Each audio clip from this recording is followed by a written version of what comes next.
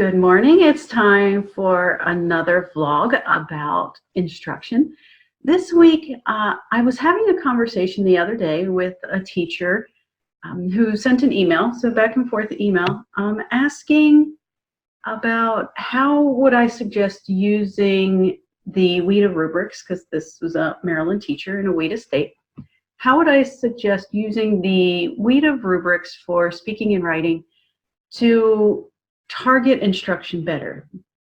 How to communicate to students what the rubrics are asking for and how they will be scored, and give students some ownership of their own progress and goal setting. And so that students know when we're working on this project or this activity, this is why, and this is what we're trying to build into your language, and this is how it's going to help you day to day, and then also down the road when it comes time to take an English language development assessment. So I'm going to talk through that a little bit today, and it's kind of big. So I'm going to break it down into 3 different vlogs. So today we're going to look at the rubric. Let me pause for a minute and share my screen with you. At the WIDA website, in the search box at the top, you can just put in speaking and writing interpretive rubric, and you can get a copy of it here. These are through WIDA's free access tools, so nothing top secret there. WIDA is very generous with sharing their tools. And that packet, that download, looks like this. So I'm going to scroll down to the details, right? We'll get past the background. So this is the speaking version of the rubric, and then this is the writing version. So both are expressive. They're similar but different, so you'll want to take some time to look through all of the bullets and get a good idea about the language development. What I think is most important when it comes to targeting instruction and giving students the tools they need to move up the proficiency levels in writing and speaking is first for the teachers to be very familiar with the levels and what each level is about and what the characteristics of each level are, so you can more comfortably move up and down. The other piece that I think really helps with targeting instruction is looking at the rubrics in the 3 columns that are given. So we have word and phrase level, we have sentence level, and we have discourse level. I like to break down my conversations with students in those 3 categories and just introduce one at a time. So one thing that we look for in your writing is the word level. And the word level is about vocabulary usage and, talk about the words we use and really focusing our writing on that. I was in a classroom last week, and this was the topic where the students were editing their writing and going back in and find at least 3 words that you can circle that you can come up with a better word for. And I believe one of the students, or they could add words in. So they were talking about a puppy, and they thought it was really interesting to add the frisky puppy. And it's hard for English learners to add more sophisticated or more creative or more unique or specific vocabulary into their writing because they don't have a large selection of words to choose from. So that's really where we have to help give them a larger variety of words to use. So I did a quick Google search and Pinterest search, and there's a ton of vocabulary development ideas out there. But the key is, whatever you do for vocabulary development, you then have to make sure that you're following up with helping them implement it and use it. So a couple of the ideas I saw, I made a quick Word document that you'll be able to download. And I just wanted to share a couple ideas that I thought were good ideas. So developing that word level. The supports you can give students to develop that level are interactive word walls. I loved this example. And if you get the download, the credits are there of who I borrowed these from, because teachers are generous and wonderful. I love a word wall that doesn't look like all the words in a row.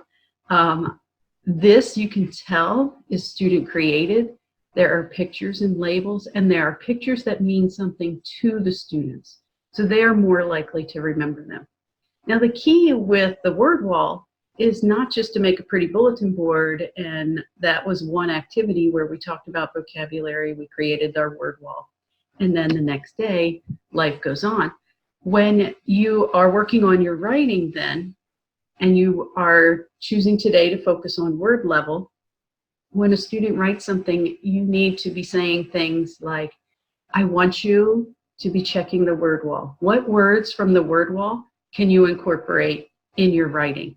I want to see some of these words appear.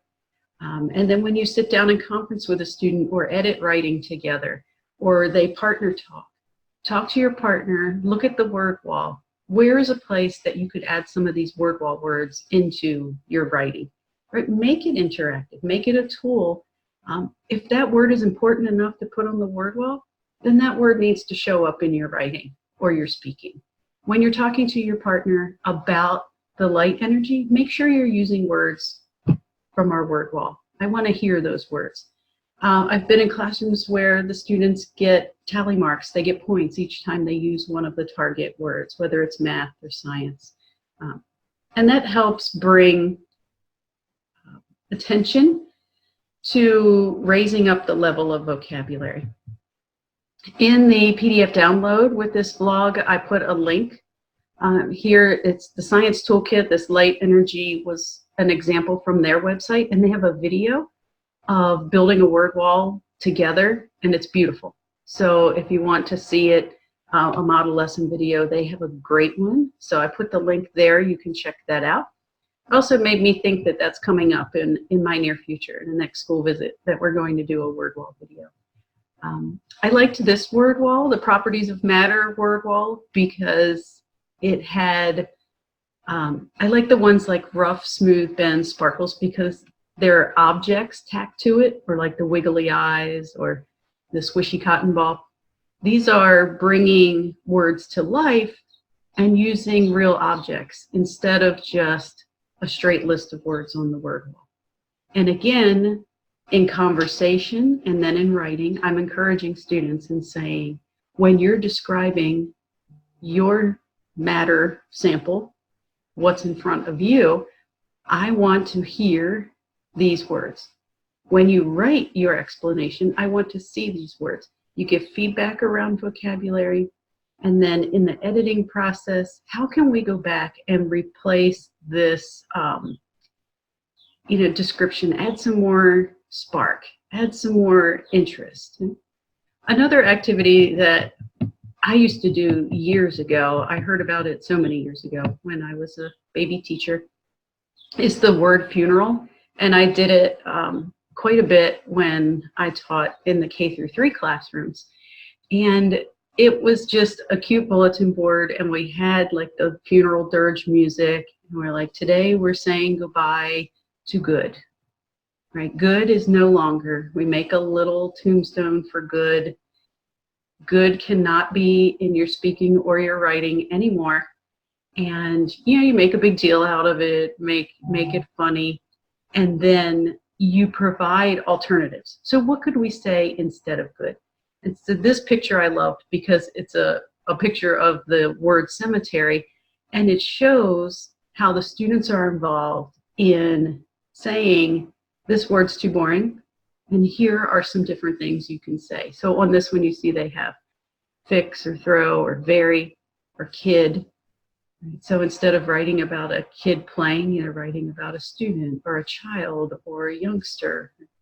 And so there's a link there.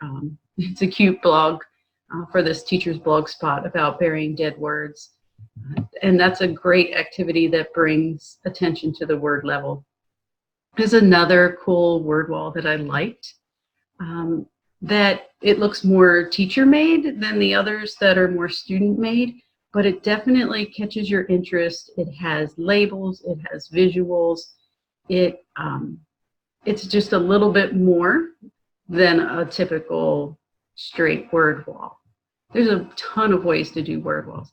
And then here was another cute example from the word funeral, where when we're not going to say happy anymore, and then here's a list of words we can use instead. This came up in a school visit the other day of providing alternatives. So our students don't always have the vocabulary to pull the words out. So we could have anchor charts or things like the word funeral, headstones, or whatever it is that will give students some options. And here's an example from a middle school level where it's more of a shopping list. Students can go in and pick different words to put into their writing and their speaking, and they will get used to how much more fun it sounds and how much more sophisticated it sounds when they start replacing vocabulary.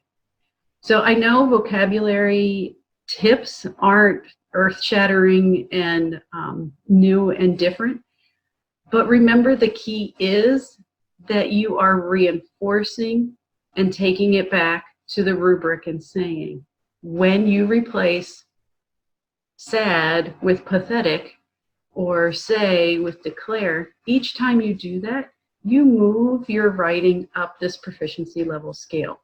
And that is why it is important to make things more interesting and exciting, because your reader or your listener will be more engaged, and your writing will improve greatly, and your writing scores will improve greatly. And that's just a quick way to say, why on earth do we do vocabulary activities anyway? Right? We want to put them in action.